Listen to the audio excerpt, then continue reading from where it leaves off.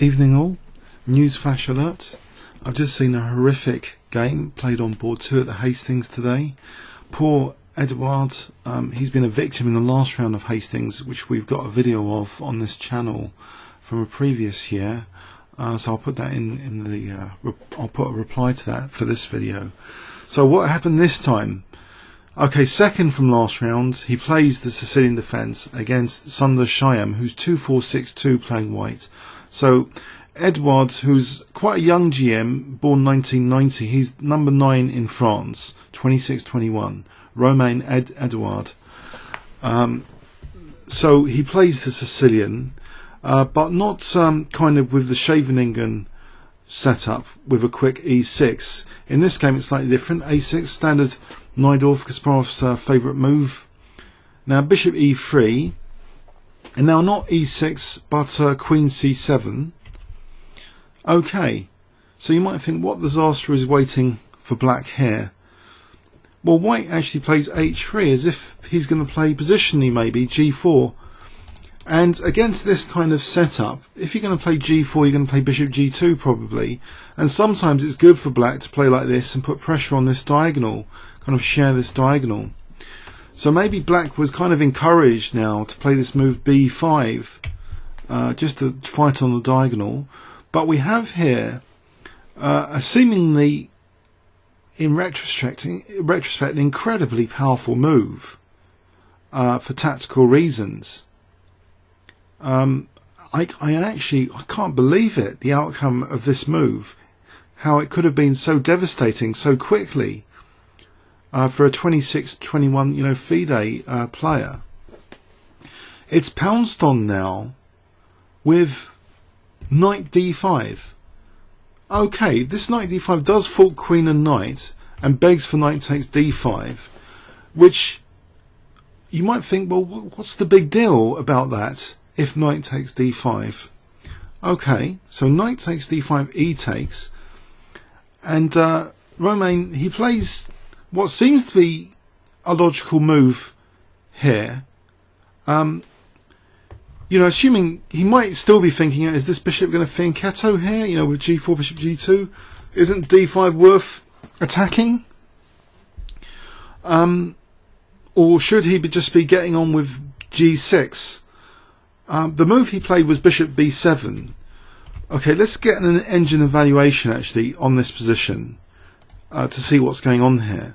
It seems white's already got something, half pawn. And after bishop b7, that doesn't seem to help white's cause. The evaluation actually goes up from a technical point of view because of move c4. So let's have a look, just before we go into that, what about g6? Would that have been plausible? c3 for some reason is giving white an edge in this position, I think, because a4. Okay, so b5 is a target and c3 fixes that target in a way to stop b4. But in this position, bishop b7 here takes. Let's follow with castle, making a gambit out of this. And maybe this is an attempt to have, well, to have some compensation anyway. But in the game, okay, so that kind of makes it into a gambit. I feel I've said that earlier in the day with the classic Morphy game, that sometimes a lesser evil strategy is very, very important to follow. So if that is indeed a lesser evil strategy, just g6, bishop g7, getting castled, sacking a pawn if needed, then that was what was needed, the lesser evil approach. It seems after bishop b7, this move c4 is an incredibly powerful move for tactical reasons, that the bishop is now on the wrong diagonal, committed behind this pawn, hasn't got access to c6, which actually means there's a very sensitive diagonal to the king here, a4 to e8. And basically, if the bishop's locked out, that's pretty unpleasant in its own right, if it's locked out with the pawn on c4. So Romain, he took the pawn on c4. Let's see, what other alternatives did he have here? Taking is also not the greatest. Okay, let's say knight d7. C takes b5. That's pretty unpleasant as well. Very unpleasant from an engine perspective. Things could get very, very unpleasant. Let's say g6, not just g6. So rook c1, we've got c-file pressure, the queen's in the wrong place, it's an extra pawn, it's looking fairly miserable for black, this kind of position. There can even be a pouncing move, queen a5.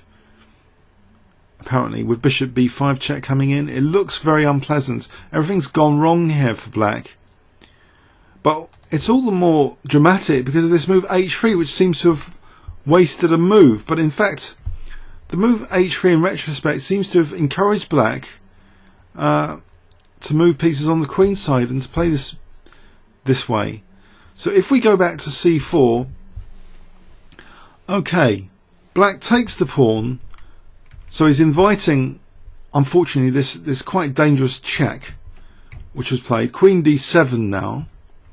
What other options? So you might think, well, you know, knight d7 is possible, surely. Let's have a quick look at knight d7. Knight d7 might be one of the better moves, but queen d7 is now given as the strongest. Knight d7, bishop takes c4. And what is white threatening, in fact? Why is king d8 being mentioned, not just g6? Alright, rook c1, and black hasn't got time to play bishop g7, I suspect. Bishop b3 attacking the queen. Bishop's protecting that rook. Queen goes back somewhere. So it's d8 then, that looks horrible. Knight c6. Wow, it's all just getting worse and worse and worse. This is just terrible, absolutely terrible, this continuation.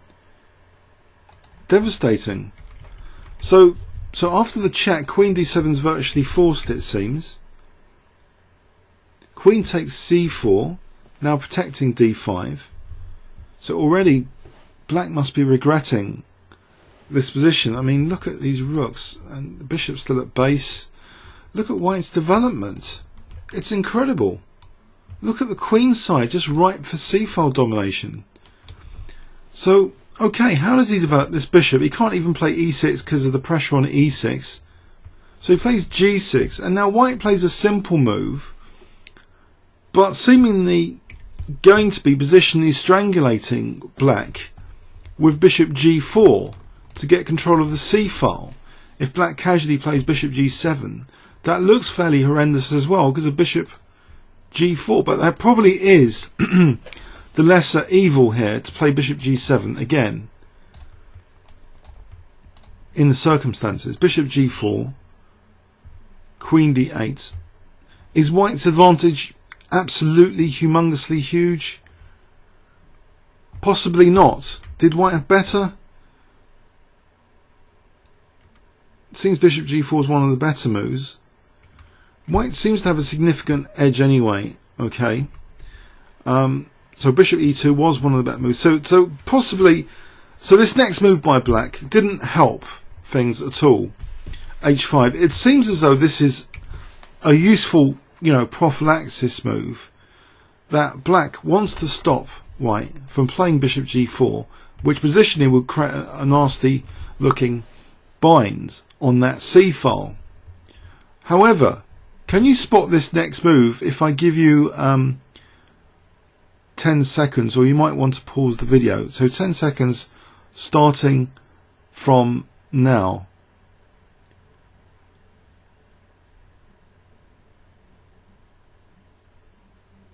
Okay, now if you haven't discovered the move, if you have discovered the move, you should be quite confident about it. If you haven't, I'm going to give you a clue and then another 10 seconds. Here's the clue. So 10 seconds starting from now. Can you spot the move to exploit this diagonal?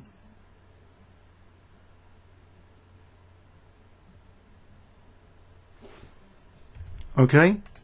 Bishop d1. He's got a nasty threat now. Bishop a4. Just skewing the queen against the king. Poor Edouard. He moves the queen. Check. And now it gets really painful. Apparently, technically best is knight c6. But even more... Well, cruel looking is this move that he played, knight e6, with a nasty, absolutely horrendous pin on d7 potentially if black takes. So black kicks the queen, well, his queen's attacked as well, he's got to attack the queen in return. I believe queen a5 is hopeless, isn't it? Just bishop d2 maybe. So he doesn't consider, there's not too many moves here surely, apart from fe and rook c8. Rook c8 and fe, there aren't that many moves available, more good moves. So he plays rook c8 attacking the white queen, and all white does now, he keeps that knight sack on, he just plays queen. Well, I wonder if you can spot this next move. It's a clinically painful move. If I give you 10 seconds here, can you spot this next move?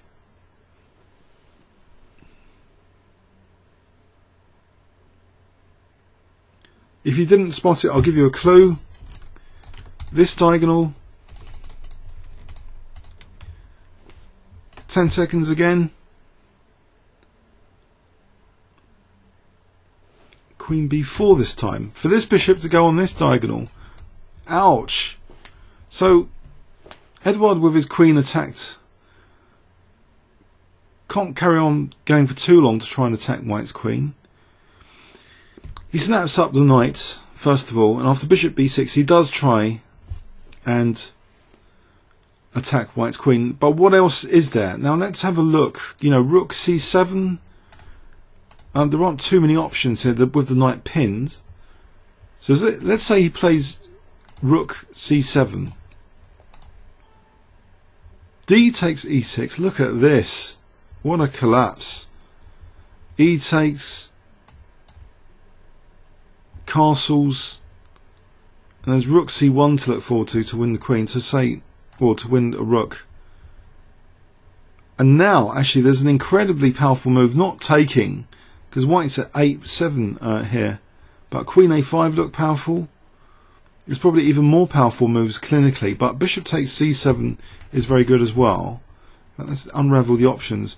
But the move which is incredibly powerful here is to do with this passed pawn as well. Queen a5 looks simple and strong as well. If the rook moves now, then d8 queening. Ouch. But in fact, for some reason, this is strong. I don't really know exactly why, to be honest. Let's just give this move tokenly. Check. Let's say there. Wow, mate in 10, rook takes e7. No, I didn't spot this. What's going on here? It's very, very cruel game, this game, in the variations, even. Bishops seem to have very easy access to the black king in this game. So yeah, that's going to be mating. So, but even, you know, simple looking is queen a5 here, or just even just taking is good on c7 with material. So once the king's over there. So it's brutal, this game so far. So he plays a5. So queen takes a5, and he plays rook c5 now. And all white cruelly does here is just take the queen, and it seems to be just the exchange up here. Takes, and of course, okay, white's seemingly only the exchange up, but there's a big threat of winning the knight now with d takes e. So black hasn't got that many options. He can't like move the bishop because d takes, and he's going to be much more material down. The thing is, in this position, if he takes either way, I think rook c1 is just incredibly powerful. He resigned here actually. In this position, black resigned. So let's have a look why. So if e takes d, rook c1 is now threatening rook c7. So say bishop g7. So either rook c7, that's pretty good, attacking both pieces, or even just taking, and then rook c7, and white's a whole rook up. Ouch. And bishop takes d5, I guess, is not much better, because rook c1, now threatening rook c8, so the king is the only thing holding d7 down. If he has to give up d7, well, otherwise we're going into that other variation anyway. So again, just a whole rook down. I don't know what to say about this game. It's a bit of a horror. I thought I'd show you it. I thought, just if you're interested in Sicilian nightmares, this is, I thought, one from Hastings today on board 2, believe it or not. So Edouard on the receiving end of an almost miniature here, starting from h3 of all moves. So black moved this pawn move, not really fearing getting completely obliterated, I guess. But so white's not like casually playing this game with bishop e2, which might even allow b4. No, white kind of pounces on this diagonal and takes the opportunity of establishing the pawn on d5 with knight d5.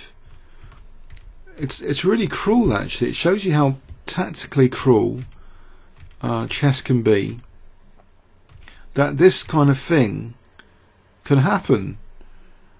He made things much worse, one could definitely kind of argue, but who wants to have the c file dominated with a move like bishop g4 and rook c1? It's not that particularly pleasant with things like knight c6, but that was his best chance, I think, just to allow bishop g4, the lesser evil decision. He's just made things a whole load worse with his king stranded in the centre. Actually, like the Morphy game, we've got these spectator pieces. So the lesser evil decision here, which is a must to consider in inferior positions. It will probably still lose ultimately, though, being a bit grim about it. But you know, bishop g4 is unpleasant. Queen d8, rook c1. We're talking domination of the c file, but black does get to castle without losing loads and loads of material. That's the bright side of it. And the evaluation from an engine point of view is at 0.64. So the lesser evil wasn't played, and he really just got destroyed here after bishop d1. It's quite stunning that that pawn on d5 is dual purpose for both of these squares being tactically, you know, useful to underline. So apparently knight c6 is even stronger. Just out of curious fascination, why is knight c6 even stronger? Or actually, I'm not convinced. Maybe what he played is stronger. I think the evaluation goes up and up on it, actually. So knight e6 is really cruel. It's a really cruel move, knight e6. It's splitting black's position apart. That nasty pin being created on the knight, and the threat now of d takes is just, with this rook c1, is the very, very unpleasant threat. Oh, but I'm a bit shocked by this game. I don't know about you guys. Comments or questions on YouTube. You can see other games at hastingschess.com. Okay, thanks very much.